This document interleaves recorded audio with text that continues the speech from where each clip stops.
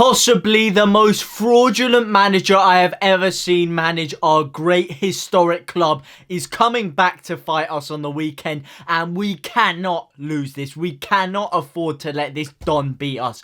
If this Don humiliates us and manages to beat us somehow, some way, or even manages to get a result against us with that piss-poor team, then there are serious issues, and I'm not having any of it. Hey guys, it's your boy JT, and of course that manager in question is Paul Heckingbottom, and it will be his Sheffield United side coming down to Ellen Road tomorrow, and a game we cannot afford to lose. And let's get straight into the meat of it.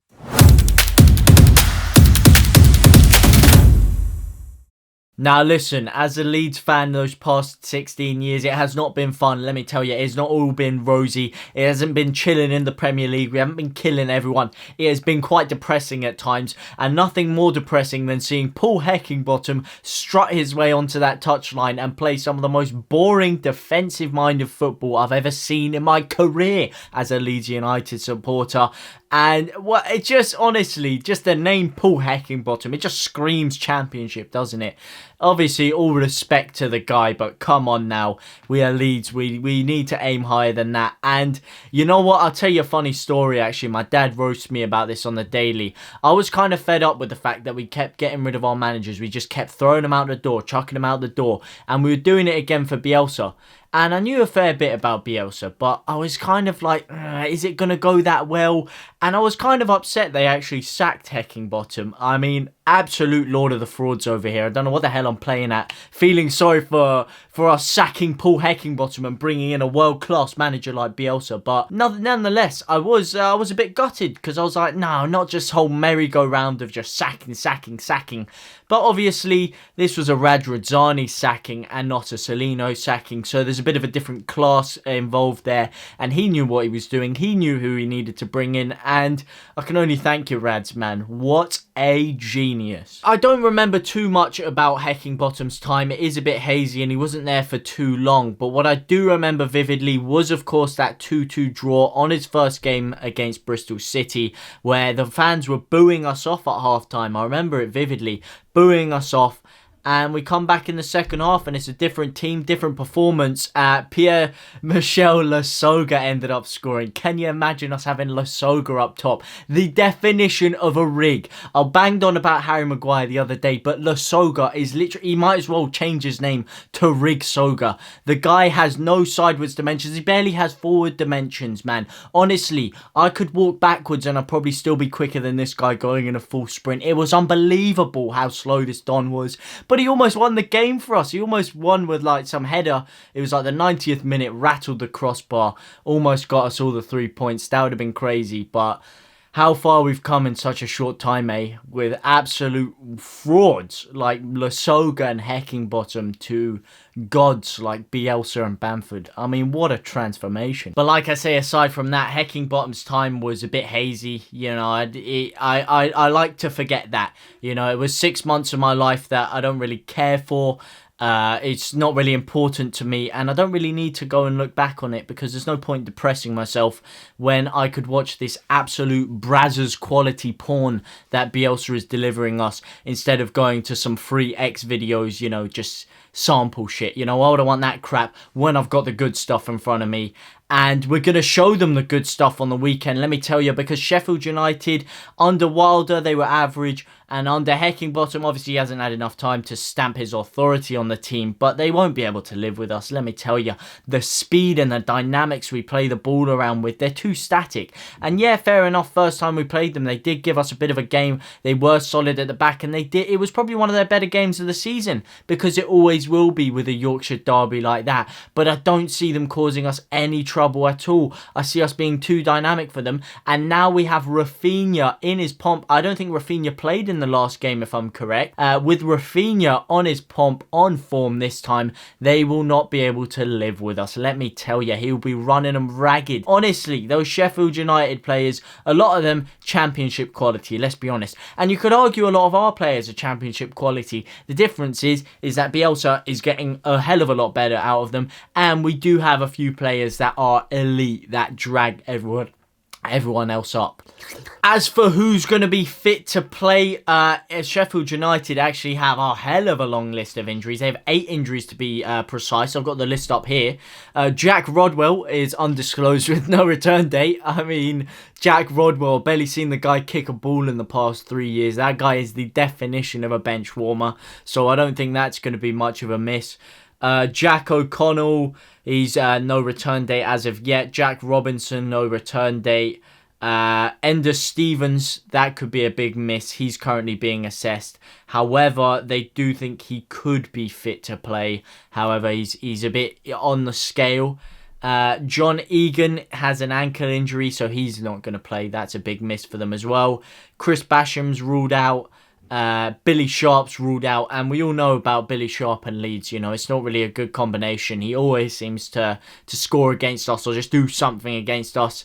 Except for when he played for us, he seemed to struggle scoring then. But whenever it's against us, oh yeah, Billy Sharp loves scoring, mate. But luckily he's going to be out. And Sander Berg is also going to be out with a thigh injury. Obviously, for Leeds, you've got the usual suspects. You've got Mateusz Klitsch, who's about 50% fit. Don't think he'll really start anyway, to be honest. I think he will go with Dallas in that midfield alongside a pivot of possibly Tyler Roberts. You'd have to say Roberts has done enough to keep his place. Despite what happened in the international break, I think that's a bit harsh. I don't know what you guys think. He only stayed up an hour later. It's not like he was doing anything illegal or he was trespassing or leaving the grounds or anything. He literally stayed up in the hotel an hour later. Shouldn't have done it. It was unprofessional. It was stupid. Of course it was. But do you think it warrant being sent home early? I'm not so sure. But what do you guys think? Do you think that's not professional enough? You know, playing for your country is quite an honour. So you should be in bed on time. You should be doing the right things. So I want to know how you guys stand on that. Patrick Bamford is also a bit of a scare. He has an issue with his calf. And we have to have an on-form Patrick Bamford, let me tell you. Because although I was cussing Sheffield United off and I could say what I want, they are a very physical team, a very, very physical team, and aerially, they are superb. That's all they are. They're Brexit football, let's be real here. The Sheffield Uniteds, the Burnleys, they're not very creative, they're not very imaginative, they're not very beautiful to watch, but they are very Brexit ball teams. They'll punt it long, they'll win every challenge, they'll be up for everything, and they'll be aerial beasts. That's just how they play. So we really do need Patrick Bamford for his threat, because I think if we do end up playing with a Rodrigo or Roberts up top, we could see them maybe marked out of the game and, you know, just rendered useless. What the fuck's a contracture? That's my question. Rodrigo Moreno is also going to be 100% fit apparently, although he has had a slight contracture in training. Whatever the hell a contracture is. I mean, if you could tell me what a contracture is, that'd be quite helpful. And then there's Liam Cooper, who's ill but still could feature. However, I wouldn't feature him. And this is the big question now. Who are you putting as your centre-back partnership? Because now we got everyone back. We got the Cock. We got the Llorente. We got the Strike. And we got the Cooper. Who are you slotting in there? We could even put Berardi in there. We could sprinkle him in there just for a bit of magic. But obviously, it's going to be between the main three, isn't it? It's going to be between Strike, it's going to be between Llorente, and it's going to be between the big man Cock. Who are you sliding in there? I'm going to be sliding in Cock and Strike for me. I think that's a perfect partnership. I feel like they work with each other very well. I feel like Cock's a bit more out there, a bit more tenacious, and then Strike is really someone that's going to be cleaning up aerially. However, Llorente hasn't really stepped a foot wrong so far. So how would you play it? Would you start with a 3-back with all of them in there, or would you slide one of them into DM? And I think that segments perfectly into my starting 11, and obviously there's no other place to start but in goal, which is going to be the main man Meslier. And there has been a bit of a talk about him possibly going somewhere on the continent, such as PSG, over the international break. And I don't know where I stand on it, to be honest, because I don't think he's done enough to prove that he is of that high regard yet. He has been fantastic and he is very young, but I still think he owes us at least another year, and I feel like he needs another year of performing at the top level before he is even touted for these kind of moves, in my opinion. I think it's a little bit too soon, he's a little bit too young, and he is still very raw. And if he does move to a PSG now, is he even going to get the game time to develop that he is going to get at Leeds? And hey, we can push for Europe in a couple years. If it's not soon enough, maybe he has to go then and we can get some big cashola for him. However, I think it's a bit too soon. I still think he's a bit too raw, and you know, he makes a few too many mistakes to be making that kind of move this early in his career.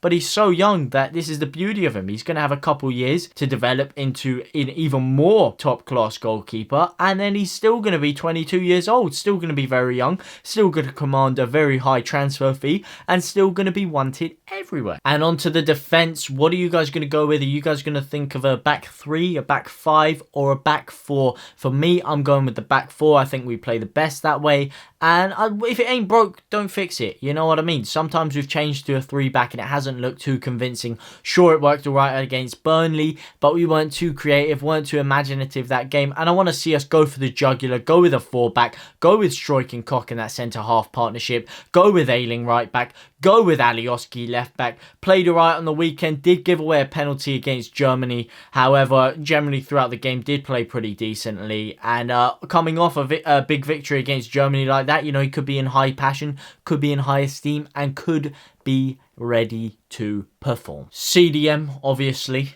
no questions asked. The England maestro himself, the guy who played more minutes for England than anyone else, the over-hated, the over-criticised, the Messiah, Calvin Phillips. I think it's an insult to call him the Yorkshire Pirlo, to be honest. I think Pirlo should be called the Milanese Phillips, if you ask me. I think he's a touch above Pirlo, but you know, that's just my opinion, and I think he's got to be slotted into that CDM role. No questions asked about that.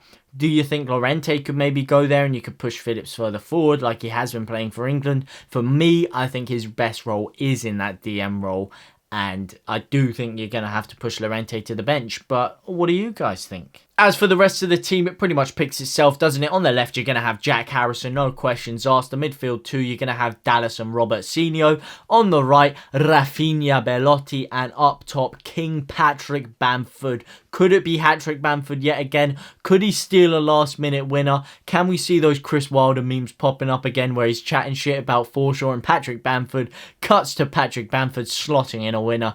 Would be brilliant scenes, would it not? If only there were fans there. And it's going to be a shame, because let's be real here. Sheffield United are going down. Let's be real. Let's put the final nail in the coffin. Let's send them down. But you know, we could have had a Yorkshire derby in the Premier League against them with fans there. Would have been crazy, would it not? Watch their place rocking, watch Ellen Road rocking. You know, these would have been some cracking games to look back on with the fans in there. It's always a big occasion when these two clubs meet. However, unfortunately, there are going to be no fans there, and we're not going to be able to see that game next year because we're staying up and they're going down. That is going to be all for today. Oh, by the way, you see the new backdrop, by the way. Of course, I'm back for Christmas. Why did I say Christmas? Because I'm mentally deluded. No, I'm back for Easter to celebrate with my family here for a couple weeks. Because obviously I am a university student, so I do live up in Manchester the rest of the time. However, you know, you're going to see a nice new backdrop. Took me a little while to set it up. But, you know, it's a beautiful little room. And I've got some beautiful things in here. Look at this absolute masterpiece. Not that. Oh, yes. Oh, yes, baby. Look at that. Oh, orgasmic, is it not? But like I say, back in the end, and it's back to business now. Back to business for Leeds United. Back to club football and back to winning ways. That's what I say. That's what you say. That's what we all say. Because we're getting those 3 points whether you like it or not. What are your guys' memories of Paul Heckingbottom's time at Leeds United? What are your memories of this game? And who do you think's going to come out on top? I really want to know what you guys have to say about this. And thank you ever so much for watching. And I will catch you tomorrow to celebrate an absolute thunderous performance, a resounding victory, and an absolute domination. Catch you there.